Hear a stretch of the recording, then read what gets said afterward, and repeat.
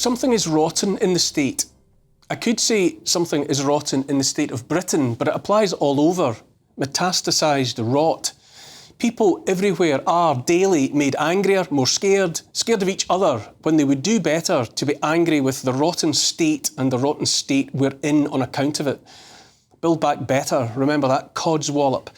Nothing gets better. Instead, crisis follows crisis, war follows war, erosion of freedom follows erosion of freedom.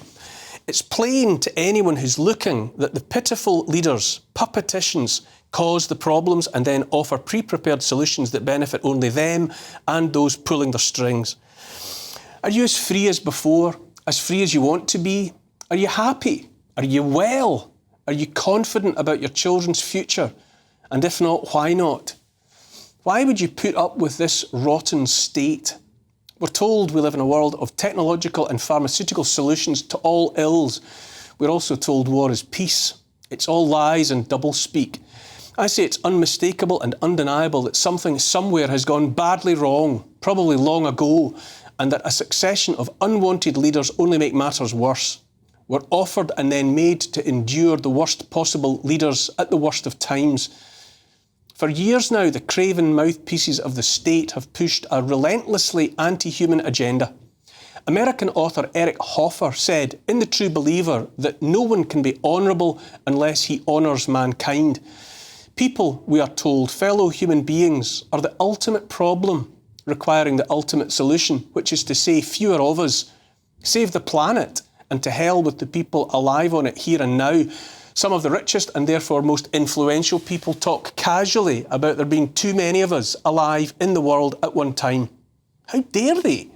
Who are these people who stand in judgment, presuming to make decisions about who has a right to be here? They preach the need for smaller, colder, hungrier lives for all of us from the decks of super yachts and the steps of private jets. Global population reduction has been an objective of the West since at least the 1970s. And I do mean at least.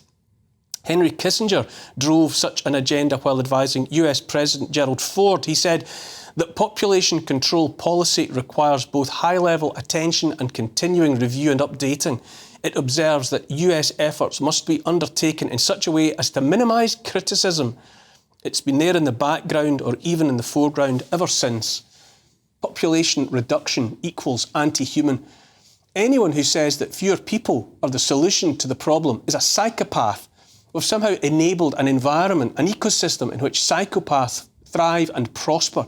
Agenda 2030 is in part the continuation of the same Malthusian eugenicist attitudes that are never far away, final solutions. It's an agenda that is anti-human almost by definition, given that achievement of the global goals of Agenda 2030 will likely lead to billions of deaths by starvation and by the pestilence and chaos that travel alongside man-made hunger. Birth rates are falling all over the world already and have been for generations. Too few babies are born, and so indigenous populations are disappearing. In the 1960s, Americans were having on average 3.65 children. By now it's 1.66. And still the powers that be insist there are too many of us. People are the problem, we're told. People are the problem right enough, but not the billions at the bottom of the pyramid, rather the few thousands at the top. Since 2020, we've been made to listen to talk of a great reset, a new world order led by Davos man and his pampered ilk. There's something horribly casual about all of this, a casual disregard for human life, a casual disregard for humanity itself. The implicit message we're fed is that since there are too many people, too many of the wrong sort of people at least, that many of those people are therefore expendable. As a consequence, life has got cheap, or even cheaper than before. What's a few 100,000 men and boys cold in the clay of Ukraine? What's a few tens of thousands of women and children in Gaza? Our leaders like war. We can tell this because they keep pouring the fuel of money onto the fires of wars burning now in Ukraine, in the Middle East and elsewhere. Our economies literally thrive on death and destruction, courtesy of the military-industrial complex. They talk blithely about more war with Russia, with China, with Iran, with North Korea. Peace has been made a dirty word. And so there's talk too of fresh armies, bigger armies, more bodies. There's talk too of civil war all over the West. internecine strife, civil unrest, stoked by those that thrive and seek to gain from chaos. Mass migration around the world is a symptom of the metastasizing cancer of chaos. People have been on the move from countries ruined by Western interference, ruined by invasion, by bombing, by engineered regime change. As the people up and move, our rotten leaders respond to the upheaval by throwing open the doors, dissolving borders, defaming indigenous populations as intolerant in the face of the arrival of strangers, their arrival by the millions, sowing more chaos. For years now, decades, we the people all over the world have been put on edge, set at each other's throats. Black against white against brown, Christian against Muslim against Jew. People bleed and die, homes and businesses burn. The rich just get richer and the powerful just gain more power. On the eve of Britain's entry into the First World War, Foreign Secretary Sir Edward Grey uttered his famous line, "The lamps are going out all over Europe. We shall not see them lit again in our lifetime." Grey was going blind then, so that it's not clear which descending darkness he was referring to, but he saw darkness coming just the same. As a consequence of disregard for the sanctity of every human life, we're surrounded by a gathering darkness. The casual, anti-human nature of our leaders and of the states they profess to lead, states made rotten by our leaders' corruption, is undeniable and unavoidable. Something is rotten in the state, and the stink of it comes from our leaders. A fish rots from the head, as they say. In search of the source of the stink, we shouldn't look from side to side at each other, but up above, among the so-called elite. They would have us lose sight of what it really means to be human and alive. Instead of valuing one another, the possibilities therein, they would prefer that we fear one another and so make that happen. Canadian anthropologist Wade Davis said, "The myriad cultures of the world make up a web of spiritual life and cultural life that envelops the planet and is as important to the well-being of the planet as indeed is the biological web of life." In a talk he gave in 2010, he told his audience that at the time they were born, there were 6,000 languages spoken on the planet, but that by then, by 2010, only half of those survived. Every 2 weeks or so, a language dies, apparently. An elder dies, and with him or her is lost forever a whole way of comprehending reality. Davis said every language is not just a vocabulary and a grammar, but rather a flash of the human spirit. He said every language is an old-growth forest of the mind, a watershed, a thought, an ecosystem of spiritual possibilities. We should be better than we're being made now. Davis speaks about the Kogi people of Colombia who regard themselves as the elder brothers of the world and see us, the younger, unwise brothers, responsible for destroying the world. The so-called Green Agenda is the industrialised destruction of the world right enough.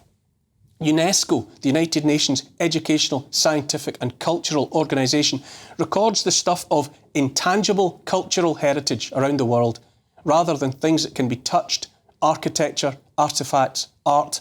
The intangibles are what people know and only carry in their heads and hearts. So, folklore, cuisine, customs, beliefs, traditions, knowledge, language. With every single human being lost or left unborn, we lose something else intangible, which is their contribution, great or small. Any man's death diminishes me, for I am involved in mankind. Instead of the poet's kindly thoughts, inclusive in the true and uncorrupted sense of the word, we are given to believe that fewer people is better, that less of us is more. This is a sinister and insidious philosophy, a bitter seed sown, and we're already reaping the harvest. Ye shall know them by their fruits. Every good tree bringeth forth good fruit, but a corrupt tree bringeth forth evil fruit. I fail to see how anyone could look at our world now and say it's on the path to a good place. I fail to see how anyone could look at our leaders and say they are the ones to follow to that good place. Corrupt trees and evil fruit, that's what they are, and that's what we get. In this 21st century world of Agenda 2030 and the rest of the anti-human agenda, we're growing more and more casual about the prospect. In fact, what our leaders evidently regard as the necessity that the planet be rid of billions of us once and for all. I'm sickened by constantly hearing about the deaths of children, whether it be in ones and twos and threes, or by the tens of thousands. Children dying is what happens when society is rendered anti-human at every level. Here's the thing. If the anti-humanists get their way, if they inflict upon us their one-size-fits-all, top-down, all-powerful, all-controlling, one-world government, we will have been rendered into a homogenous monoculture, denied our individuality and our humanity. If they meet their objectives, we will be fewer, we will be poorer, and we will have been remade in their empty image, the image of those who see themselves as nothing less than gods, and we as nothing more than dots on a spreadsheet of profit. Wade Davis said something else about how the other people of the world are not failed attempts at being us, that on the contrary, every culture is a unique set of answers to the question of what it means to be human and alive.